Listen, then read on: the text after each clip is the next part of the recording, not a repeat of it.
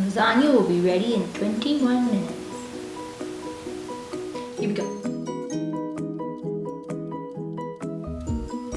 Hi, welcome back. We are on chapter 4. This is actually the second take of my introduction. So, like once you say it, you don't want to say it again. But, I'm just going to do it. So, I'm pretty excited to start chapter 4 because I have no idea what's going to happen. And I don't proofread things or read ahead. I don't do that. I like to wing it. I feel like it makes life more exciting. So, we're going to read chapter 4 for the first time together. Here we go. In the 2 weeks following the homecoming dance, my life pretty much returned to normal. My father was back in Washington, D.C., which made things a lot more fun around my house, primarily because I could sneak out the window again and head to the graveyard for my late-night forays. I don't know what it is about the graveyard that attracted us, though. Maybe it had something to do with the tombstones themselves, because as far as tombstones went, they were actually fairly comfortable to sit on. We usually sat in a small plot where the Preston family had been buried about 100 years ago. There were 8 tombstones there, all arranged in a circle, making it easy to pass the boiled peanuts back and forth between us. One time, my friends and I decided to learn what we could about the Preston family, and we went to the library to find out if anything had been written about them. I mean, if you're going to sit on someone's tombstone, you might as well know something about them, right? It turns out that there wasn't much about the family in the historical records, though we did find out one interesting tidbit of information. Henry Preston, the father, was a one-armed lumberjack, believe it or not. Supposedly, he could cut down a tree as fast as any two-armed man. Now, the vision of a one-armed lumberjack is pretty vivid right off the bat, so we talked about him a lot. We used to wonder what else he could do with only one arm, and we'd spend long hours discussing how fast he could pitch a baseball, or whether or not he'd be able to swim across the intracoastal waterway. Our conversations weren't exactly highbrow, I admit, but I enjoyed them nonetheless. Well, Eric and me were out there one Saturday night with a couple of other friends eating boiled peanuts and talking about Henry Preston when Eric asked me how my date went with Jamie Sullivan. He and I hadn't seen much of each other since the homecoming dance because football season was already in the playoffs, and Eric had been out of town the past few weekends with the team. It was okay, I said, shrugging, doing my best to play cool. Eric playfully elbowed me in the ribs, and I grunted. He outweighed me by at least 30 pounds. Did you kiss her goodnight? No. He took a long drink from his can of Budweiser as I answered. I don't know how he did it, but Eric never had trouble buying beer, which was strange, being that everyone in town knew how old he was. He wiped his lips with the back of his hand, tossing me a sidelong glance. I would have thought that after she helped you clean the bathroom, you would have at least kissed her goodnight. Well, I didn't. Did you even try? No. Why not? She's not that kind of girl, I said, and even though we all knew it was true, it sounded like I was defending her. Eric latched onto that like a leech. I think you like her, he said. You're full of crap, I answered, and he slapped my back hard enough to force the breath right out of me. Hanging out with Eric usually meant that I'd have a few bruises the following day. Yeah, I might be full of crap, he said, winking at me, but you're the one who's smitten with Jamie Sullivan. I knew we were treading on dangerous ground. I was just using her to impress Margaret, I said. And with all the love notes she's been sending me lately, I reckon it must have worked. Eric laughed out loud, slapping me on the back again. You and Margaret, now that's funny. I knew I just dodged a major bullet, and I breathed a sigh of relief as the conversation spun off in a new direction. I joined in now and then, but I wasn't really listening to what they were saying. Instead, I kept hearing this little voice inside me that made me wonder about what Eric had said. The thing was, Jamie was probably the best date I could have had that night, especially considering how the evening turned out. Not many dates, heck, not many people, period, would have done what she did. At the same time, her being a good date didn't mean I liked her. I hadn't talked to her at all since the dance, except when I saw her in drama class, and even then, it was only a few words here and there. If I liked her at all, I told myself, I would have wanted to talk to her. If I liked her, I would have offered to walk her home. If I liked her, I would have wanted to bring her to Cecil's Diner for a basket of hush puppies. and some RC Cola. But I didn't want to do any of those things. I really didn't. In my mind, I'd already served my penance. The next Sunday, I was in my room working on my application to UNC. In addition to the transcripts from my high school and other personal information, they required 5 essays of the usual type. If you could meet one person in history, who would that person be and why? Name the most significant influence in your life and why you feel that way. What do you look for in a role model and why? The essay questions were fairly predictable. Our English teacher had told us what to expect, and I'd already worked on a couple variations in class as homework. English was probably my best subject. I'd never received anything lower than an A since I first started school, and I was glad the emphasis for the application process was on writing. If it had been on math, I might have been in trouble, especially if it included those algebra questions that talked about the 2 trains leaving an hour apart, traveling in opposite directions at 40 miles an hour, etc. It wasn't that I was bad at math. I usually pulled at least a C, but it didn't come naturally to me, if you know what I mean. Anyway, I was writing one of my essays when the phone rang. The only phone we had was located in the kitchen, and I had to run downstairs to grab the receiver. I was breathing so loudly that I couldn't make out the voice too well, though it sounded like Angela. I immediately smiled to myself. Even though she'd been sick all over the place and I'd had to clean it up, she was actually pretty fun to be around most of the time. And her dress really had been something, at least for the first hour. I figured she was probably calling to thank me, or even to get together for a barbecue sandwich and hush puppies or something. Landon? Oh, hey, I said, playing it cool. What's going on? There was a short pause on the other end. How are you? It was then I suddenly realized I wasn't speaking to Angela. Instead, it was Jamie, and I almost dropped the phone. I can't say that I was happy about hearing from her, and for a second I wondered who had given her my phone number before I realized it was probably in the church records. Landon? I'm fine, I finally blurted out, still in shock. Are you busy? She asked. Sort of. Oh, I see, she said, trailing off. She paused again. Why are you calling me? I asked. It took her a few seconds to get the words out. Well, I just wanted to know if you wouldn't mind coming by a little later this afternoon. Coming by? Yes, to my house. Your house?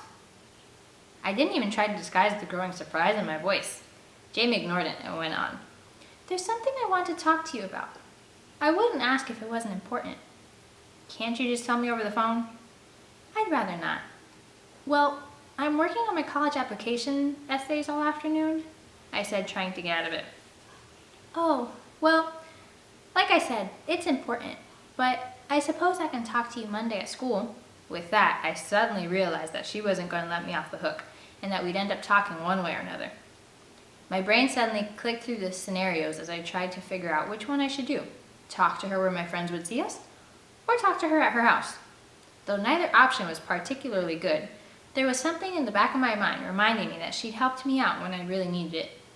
And the least I could do was to listen to whatever it was she had to say. I may be irresponsible, but I'm a nice irresponsible if I do say so myself. Of course, that didn't mean everyone else had to know about it. No, I said, today's fine.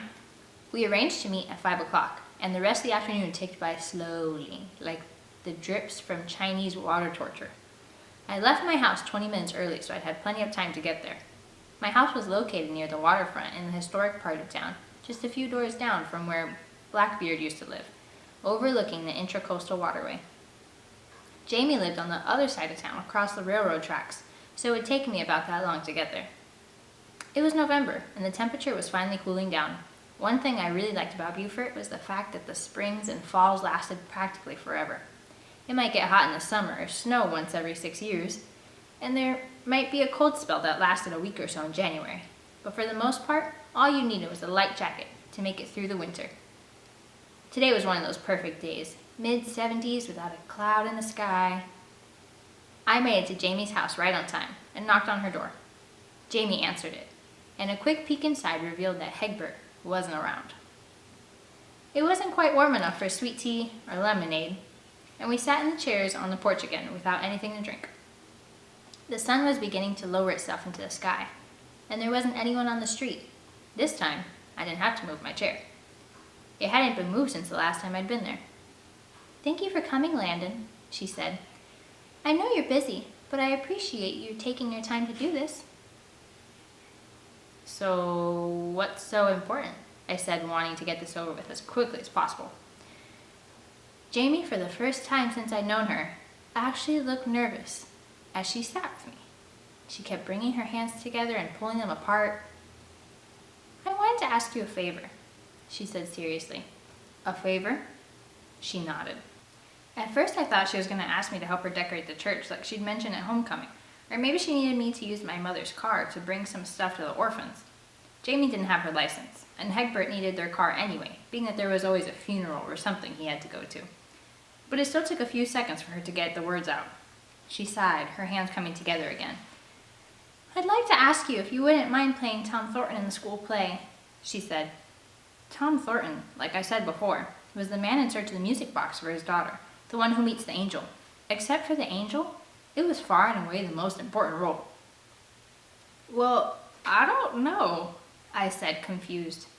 "I thought Eddie Jones was going to be Tom. That's what Miss Garber told us." Eddie Jones was a lot like Carrie Dennison, by the way. He was real skinny with pimples all over his face, and he usually talked to you with his eyes all squinched up. He had a nervous tic, and he couldn't help but squinch his eyes whenever he got nervous, which was practically all the time. He'd probably end up spouting his lines like a psychotic blind man if you put him in front of a crowd. To make things worse, he had a stutter too, and it took him a long time to say anything at all. Miss Garber had given him the role because he'd been the only one who offered to do it. But even then, it was obvious she didn't want him either. Teachers were human too, but she didn't have much of an option since no one else had gone forward. Miss Garber didn't exactly say that. What she said was that Eddie could have the role if no one else tried out for it. Can't someone else do it instead? But there really wasn't anyone else, and I knew it. Because of Hegbert's requirement that only seniors perform, the play was in a bind that year. There were about 50 senior boys at the high school, 22 of whom were on the football team, and with the team still in running for the state title, none of them would have the time to go to the rehearsals. Of the 30 or so who were left, more than half were in the band, and they had after-school practice as well. A quick calculation shows that there were maybe a dozen other people who could possibly do it. Now, I didn't want to do the play at all. And not only because I'd come to realize that drama was just about the most boring class ever invented. The thing was, I'd already taken Jamie to homecoming. And with her as the angel, I just couldn't bear the thought that I'd have to spend every afternoon with her for the next month or so. Being seen with her once was bad enough. But being seen with her every day? What would my friends say? But I could tell this was really important to her. The simple fact that she'd asked made that clear. Jamie never asked anyone for a favor. I think deep down, she suspected that no one would ever do her a favor because of who she was. The very realization made me sad. "What about Jeff Banger? He might do it," I offered. Jamie shook her head. "He can't. His father's sick and he has to work in the store after school until his father gets back on his feet." "What about Darren Woods?" "He broke his arm last week when he slipped on the boat. His arm is in a sling." "Really? I didn't know that," I said, stalling. But Jamie knew what I was doing. "I've been praying about it, Landon," she said simply, and sighed for the second time. "I'd really like this play to be special this year. Not for me, but because of my father. I want it to be the best production ever. I know how much it will mean to him to see me be the angel, because this play reminds him of my mother." She paused, collecting her thoughts. "It would be terrible if the play was a failure this year, especially since I'm involved." She stopped again before going on, her voice becoming more emotional as she went on. "I know Eddie would do the best he could. I really do. And I'm not embarrassed to do the play with him. I'm really not. Actually, he's a very nice person, but he told me that he's having second thoughts about doing it. Sometimes people at the school can be so cruel, and I don't want Eddie to be hurt, but," she took a deep breath, But the real reason I'm asking is because of my father. He's such a good man, Landon. If people make fun of his memory of my mother while I'm playing the part, well, that would break my heart. And with Eddie and me, you know what people would say. I nodded. I pressed my lips together, knowing that I would have been one of those people she was talking about.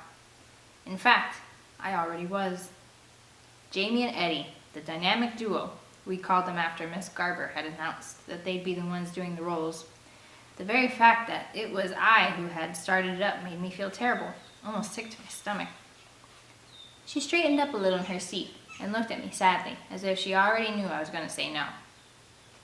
I guess she didn't know how I was feeling. She went on. I know that challenges are always part of the Lord's plan, but I don't want to believe that the Lord is cruel, especially to someone like my father. He devotes his life to God, he gives to the community, and he's already lost his wife and has had to raise me on his own, and I just love him so much for it. Jamie turned away, but I could see the tears in her eyes. It was the first time I'd ever seen her cry. I think part of me wanted to cry too. I'm not asking you to do it for me, she said softly. I'm really not. And if you say no, I'll still pray for you. I promise. But if you'd like to do something kind for a wonderful man who means so much to me, will you just think about it? Her eyes looked like those of a cocker spaniel that had just messed up on the rug. I looked down at my feet. I don't have to think about it, I finally said. I'll do it. I really didn't have a choice, did I? The end. I wasn't expecting that to be the end. I was like, oh, what's gonna happen next? Wow, okay, well, that's exciting. So I guess that sets up the scene that we all know, where they're in the play together and they start practicing and Landon falls in love, even though he's not supposed to. Alright, I might actually go ahead and read chapter 5 and break my rule of winging it, because I'm really curious to know what happens next. Hopefully you enjoyed that, and I will see you guys tomorrow. Bye!